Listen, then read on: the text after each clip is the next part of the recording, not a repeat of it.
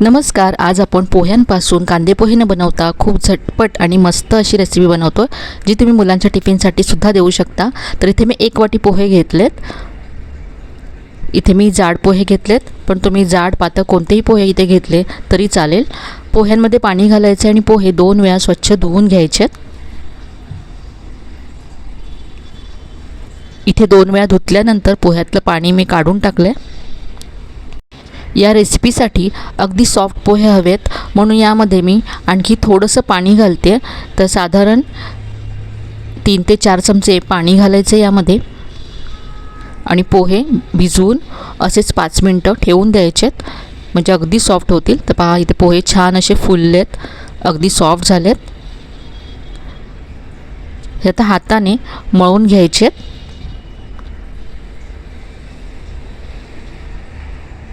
पोहे छान असे कुस्करून घ्यायचेत.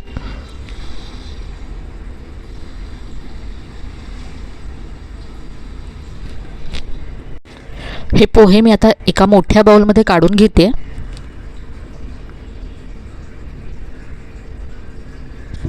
यामध्ये आता आपण पुढचं साहित्य घालूया.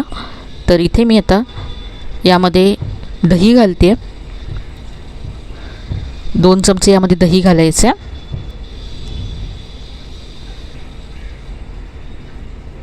दही पोह्यांमध्ये मिक्स करायचे आणि यानंतर आता यामध्ये तांदळाचं पीठ घालायचं आहे. तर अर्धी वाटी इथे मी तांदळाचं पीठ यामध्ये घालते. 1 वाटी आपण पोहे घेतले होते, त्यासाठी अर्धी वाटी तांदळाचं पीठ इथे वापरायचं आहे. सगळं मिक्स केल्यानंतर यामध्ये आता पाणी घालायचं आहे. थोडं थोडं पाणी घालत थोडंसं असं हे सैलसर करून घ्यायचं आहे.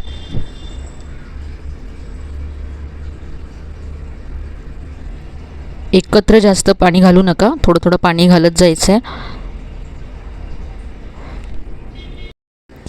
तर इथे पाहू शकता असं हे मिश्रण तयार करून घेतलं आहे मी. आता यामध्ये कांदा घालायचा आहे. याबरोबरच इथे मी आता यामध्ये टोमॅटो घालते. बारीक चिरलेली हिरवी मिरची घालायची आहे. याबरोबरच तुम्ही यामध्ये भाज्यासुद्धा घालू शकता तुमच्या आवडीच्या. गाजर किसून घालू शकता, शिमला मिरची घालू शकता. यामध्ये घालण्यासाठी एक फोडणी तयार करते मी. 1 चमचा तेल गरम केलं आहे तडका पॅनमध्ये.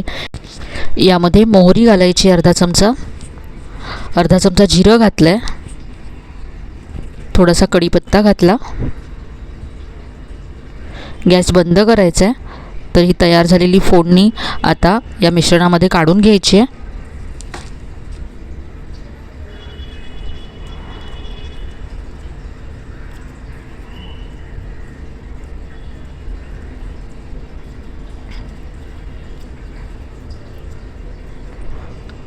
चवीप्रमाणे यामध्ये मीठ घालायचं आहे आणि हे सगळं आता मिक्स करायचं आहे. फोडणी ऑप्शनल आहे, पण फोडणीमुळे रेसिपी खूप जास्त खमंग होते. हे अजूनही मला घट्ट वाटतं, तर यामध्ये आणखी थोडंसं पाणी घालते. पोहे तांदळाचं पीठ जास्त पाणी ॲब्झॉर्ब करतात, त्यामुळे हे थोड्या वेळाने असं घट्ट होतं. तर आणखी थोडंसं पाणी घालून याला सैल करून घ्यायचं आहे. आता हे मिश्रण तयार आहे. नाश्त्याबरोबर खाण्यासाठी चटणी तयार करूया. अर्धी वाटी ओलं खोबरं घेतलं आहे. थोडंसं आलं घेतलं. 2 ते 3 हिरव्या मिरच्या घातल्यात. यानंतर यामध्ये चवीप्रमाणे मीठ घालायचं आहे. 1 चमचा डाळवं घालायचं आहे आणि आता थोडंसं पाणी घालून ही चटणी मी वाटून घेतली आहे. चटणीवर घालण्यासाठी फोडणी तयार करूया. 1 चमचा तेल गरम केलं आहे. यामध्ये पाव चमचा मोहरी घालायची आहे. थोडासा कढीपत्ता घातला आहे आणि लाल मिरची घातली आहे. फोडणी तयार आहे. तयार फोडणी आता चटणीवरती घालूया. तर ही मस्त अशी खोबऱ्याची चटणी तयार झाली आहे. तुम्ही इडली बरोबर, डोश्याबरोबर सुद्धा ही चटणी तयार करू शकता. आता आपण जे मिश्रण तयार करून ठेवलं होतं त्यापासून इथे आता आपण नाश्ता बनवूया. तर इथे मी तवा गरम करत ठेवला होता. याला थोडंसं तेल लावायचं आहे. इथे आता छोट्या छोट्या आकाराचे असे उत्तप्पे आपण तयार करून घेणार आहोत. तुम्ही मोठ्या आकाराचे सुद्धा बनवू शकता. लहान मुलांना टिफिनमध्ये जर द्यायचे असतील तर असे छोट्या छोट्या आकाराचे बनवा. एका वेळेस 3 ते 4 तयार होतात.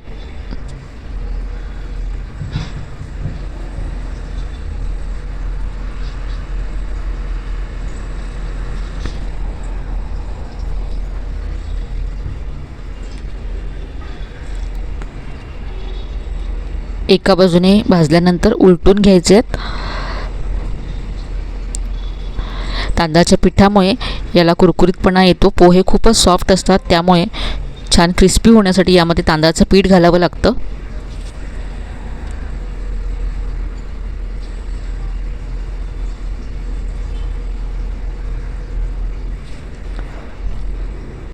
तर असे छान गोल्डन ब्राऊन होईपर्यंत मी भाजून घेतलेत.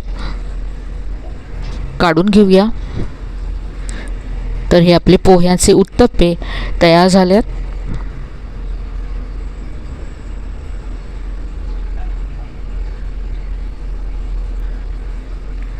आपण जी चटणी तयार केली त्याबरोबर इथे मी सर्व केलेत.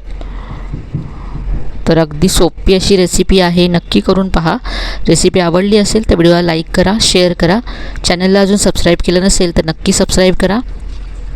चला तर मग पुन्हा भेटूया अशा छान छान आणि नवीन नवीन रेसिपीसह. तोपर्यंत धन्यवाद.